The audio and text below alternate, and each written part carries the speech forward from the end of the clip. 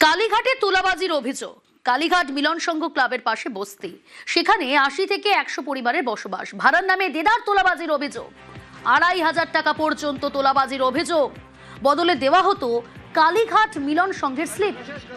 Port ট্রাস্টের জমি থেকে কিভাবে তোলাবাজি, উঠছে প্রশ্ন। মুখ্যমন্ত্রীর কাছে অভিযোগ সেখানকার বাসিন্দাদের। অভিযোগের পর ঘটনাস্থলে বিজেপির টিম। মুখ্যমন্ত্রীকে স্মারকলিপিও দেবেন বাসিন্দারা।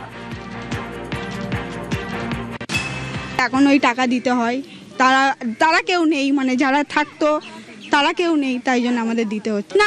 সবাইকে দিতে হচ্ছে, সবাইকে জোর জবরদস্তি, ওরাই জানে কেন ভাড়া দিতেই হবে, কারণ প্রতি মাসে যখন ঘরের দরজার সামনে আসছে ভাড়া নেওয়ার জন্য, তাহলে তো দিতেই হবে না।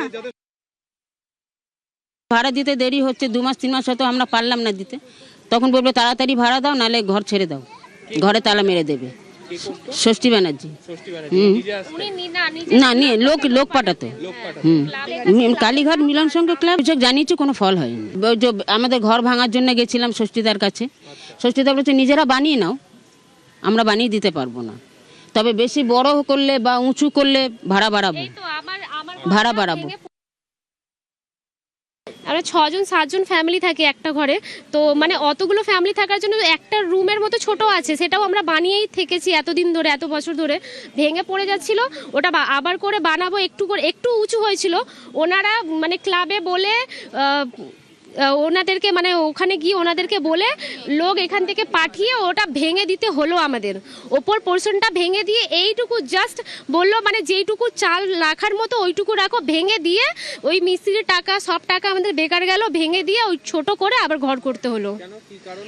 এমনি এত উঁচু করা যাবে না, যে একটা ঘরে 7 জন 8 জন ফ্যামিলি আছে, তাও উঁচু করা যাবে না।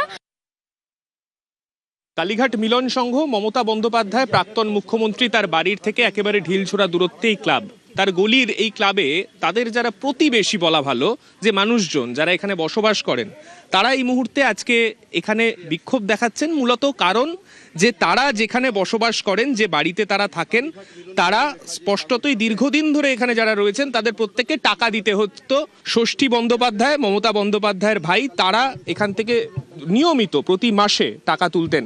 কারোর থেকে 100-200, আবার কারোর থেকে এত বড় অঙ্ক, অর্থাৎ 2500 টাকা করে প্রতি মাসে নেওয়া হতো। মাননীয় মুখ্যমন্ত্রী যেভাবে মানুষকে সাহস জুগিয়েছেন, যেভাবে বলেছেন যে কোনো অপকর্ম দুষ্কর্ম চলবে না, কোনো তোলাবাজি সিন্ডিকেটবাজি চলবে না, এই সাহস পেয়ে আজকে সাধারণ গরিব নিরীহ মানুষগুলো এগিয়ে আসছে, তাদের সাহস দেখাচ্ছে। আজকে দেখতে পাচ্ছেন এই সাধারণ মানুষগুলো দিন আনা দিন খাওয়া মানুষগুলোকে বোকা বানিয়ে ভাড়ার নামে রীতিমতো তোলা তুলতে হতো আপনাদের সামনে। আজকে দেখুন মাননীয় মুখ্যমন্ত্রী আমাকে ডেকে মাননীয় মুখ্যমন্ত্রীর কাছে অভিযোগপত্র জমা দিয়েছেন, এবং কত এখানে পরিবার আছে তাদের মাননীয় মুখ্যমন্ত্রীর কাছে এটা দেব। মাননীয় মুখ্যমন্ত্রী যেটা আইনগতভাবে, যেটা প্রশাসনিকভাবে যেটা নিয়ম আছে, যেটা অ্যাকশন আছে, যেটা সে আছে, সেটা নেবেন। ক্যামেরায় রাজীব কুমার সিং এর সঙ্গে সান্নিক ঘোষ, নিউজ 18 বাংলা, কলকাতা।